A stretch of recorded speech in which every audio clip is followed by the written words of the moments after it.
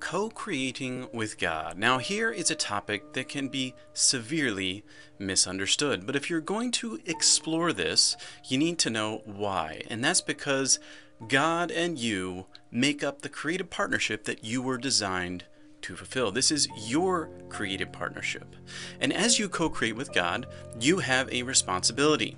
Very simply, you're responsible to form the thoughts, the emotions, and the actions that act like the wiring that allows you and God to communicate, express into this world.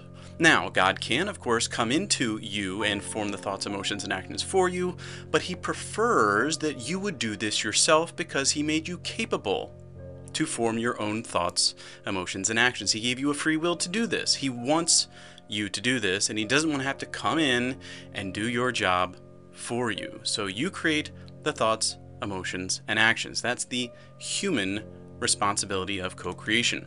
But then we have to look at, well, what is God's responsibility then? Well, if the thoughts, emotions, and actions are the wiring, there needs to be a power source, and that power source is God. He is the spiritual power source that flows through your thoughts, emotions, and actions so that together, through His power and your creations, the two of you can bring about a co-created event in the world. It's important to note too that since there's two beings involved, you never get exactly what you wanted. You get a combination of what both of you are really after, and that's the essence of a co-created event. But there is one more component, because there's a lot of people that have prayed for something fervently. They've had the thoughts, emotions, or actions. They beg God for Him to do something, and there's been no power. And the reason for that is the lack of faith, as denoted so often by God Himself. Faith is a certainty that God's spiritual power is already flowing into the spiritual soul of a human being, and also that that power is going to flow through the thoughts, emotions, and actions of the body and out into the world. There's no question about this when you have faith. There is no hesitancy. There is no even hope that it will happen. You are certain that it already is happening.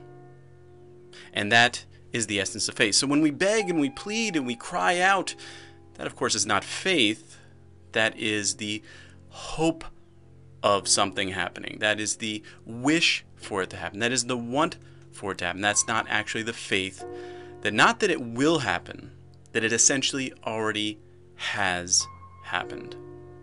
So what can we then conclude about co-creating with God? Well, very simply, each human being is God's personal co-creative partner.